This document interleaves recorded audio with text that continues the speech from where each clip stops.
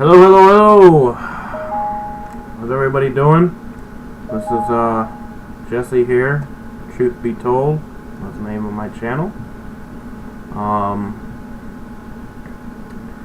Told you I was gonna be sharing a little bit on Daniel 9, and specifically I want to talk about Daniel 9 and verses 26 and 27. Why do I want to talk about this?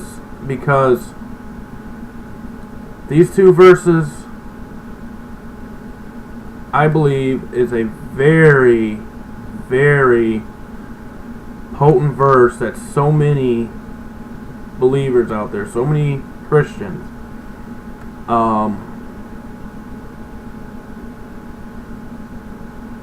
look at the total wrong way because of books that they read by others, or by what some like Jack Van Impe has said, or Al Lindsay, or Tim LaHaye.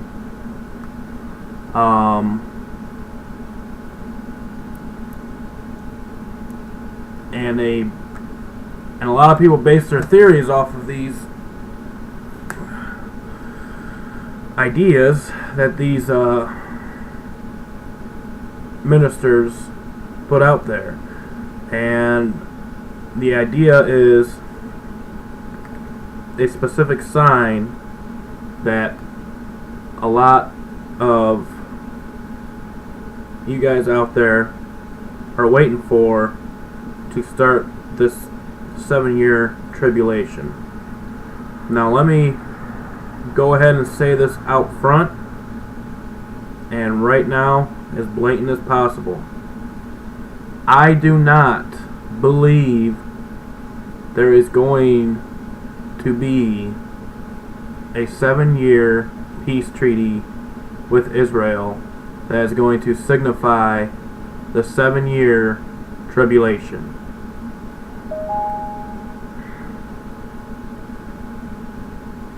Why do I say that? The reason why I say that is because Daniel 9, 26 and 27 talks about a total different thing. It is not talking about the Antichrist signing the peace treaty with Israel and causing the sacrifices to cease and breaking the covenant, walking into the temple saying that I'm God, and so on. That is what a lot of people have been talking about for years. I mean, a long time, longer than I've been around. So, and there are others out here, out there that are saying the same thing. I'm just another one that is addressing it. I think this is a very huge deception. I mean, you got almost every denomination of every religion, almost this whole world is looking for the specific sign to happen to start the tribulation. And I don't see it happening.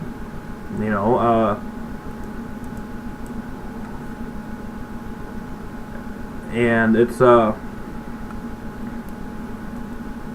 I mean, for one, it's like, okay, I mean, you got these Christians out there that are,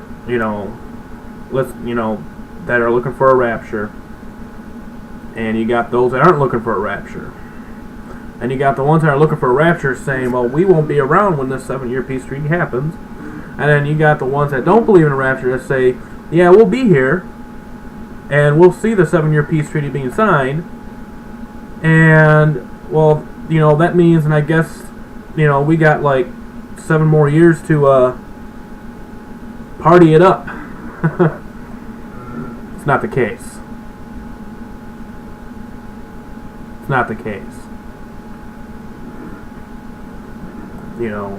Yeah, you got all of these so-called leaders,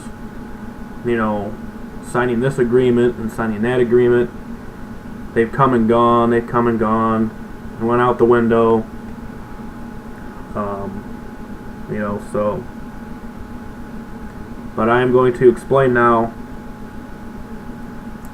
in the best detail that I can on what I believe Daniel 9:26 and 27 is talking about. And there's probably going to be a lot of people that aren't going to like this. There's probably going to be a lot of people that are going to be screaming at me as far as comments go. And, I mean, if you guys want to still look for your sign, look for your sign. But me personally, I do not think it's going to happen. That's...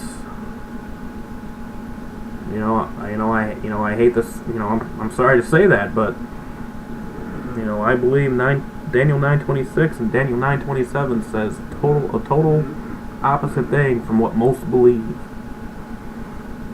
So, anyways, here we go. Now this is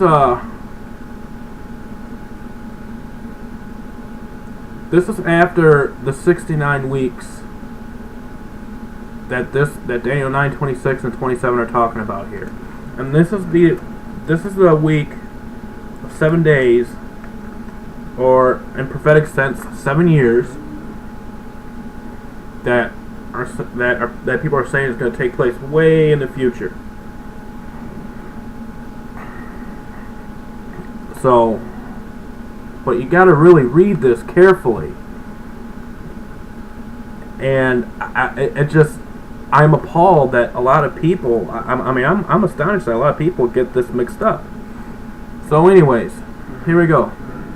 Now, I will say this right up front now, that as far as the final 3.5 years, I am still searching on that as where that could fit in. But I will say this. After I read Daniel 9:26, 27, I'll give my opinion on the first 3.5 years. Okay. Daniel 9:26. Reading from the King James. And after 62 weeks shall Messiah be cut off, but not for himself. And the people of the prince that shall come shall destroy the city and the sanctuary, and the end thereof shall be with a flood, and unto the end of the war desolations are determined. Now, keep an eye on that first part here. After 62 weeks shall Messiah be cut off. What does that mean? He's going to be killed. That's what it means. But not for himself. Okay. Daniel 9:27. And he shall confirm the covenant with many for 1 week. And in the midst of the week he shall cause the sacrifice and the oblation to cease. And for the overspreading of the abominations he shall make it desolate, even until the consummation, and that determined shall be poured upon the desolate. That right there, that verse right there is what everyone is saying, that the Antichrist is going to make a covenant with Israel for 7 years. And in the midst of that 7 years, he is going to stop the sacrifices, walk into the temple, saying, I am God, worship me. And this is the sign that everyone is looking for. Okay. Now,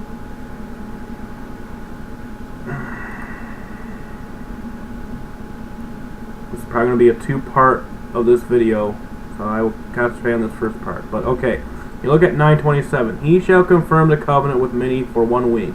This is talking about Jesus here. You can read Daniel 9:26. It's describing the same thing. He shall confirm the covenant with many for 1 week. Well, that's 7 years. And in the midst of the week he shall cause the sacrifices and the oblations to cease. What does that mean? Well, in the midst of the week, that's the middle, that's the 3.5 period.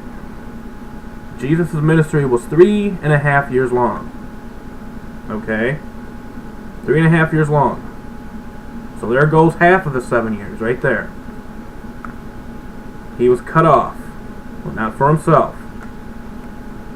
Which means when he died on the cross,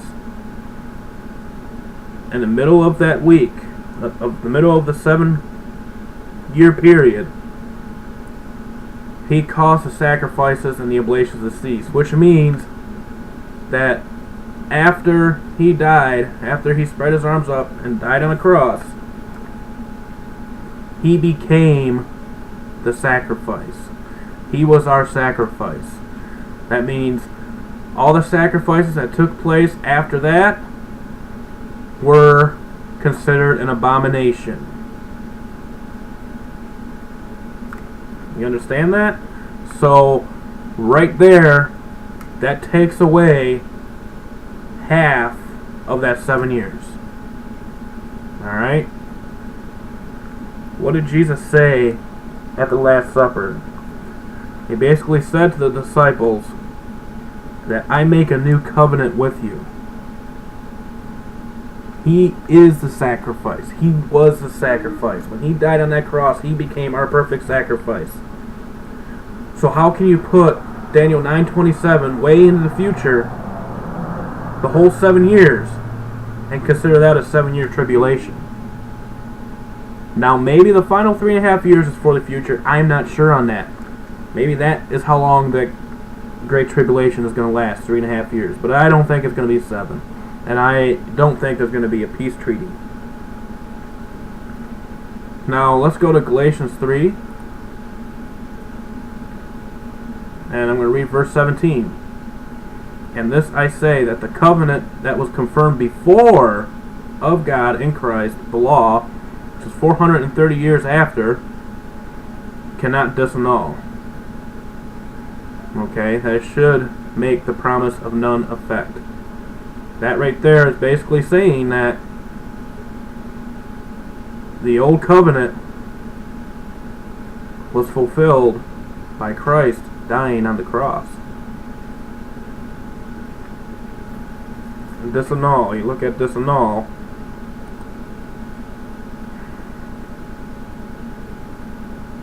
and let's pull this up here.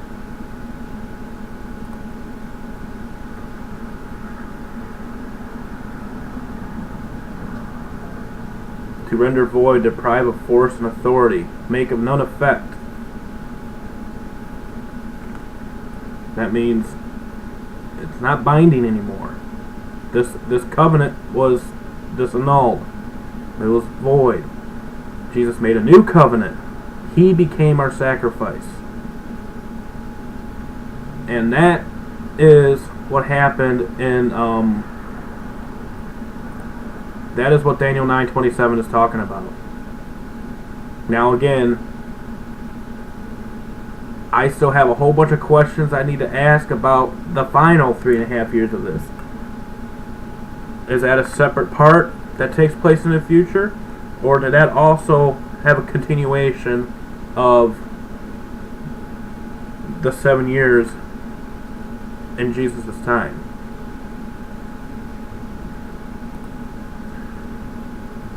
So please read up on those scriptures, and you tell me what you think. Again, like I said, I'm open to a whole bunch of comments, and I know that a lot of you are probably not going to like what I just said, but I'm not trying to cause anger between anybody. You know, I believe that we should all have our discussions and stuff like that and see why this is the way it is. But honestly, I don't think that you're going to see a 7-year peace treaty to start the 7-year tribulation, because I think there was a big disclaimer on that verse in Daniel 9:27, and I believe we all need to be careful how we interpret those two verses. So until next time, take care, God bless, talk to you guys later, bye bye.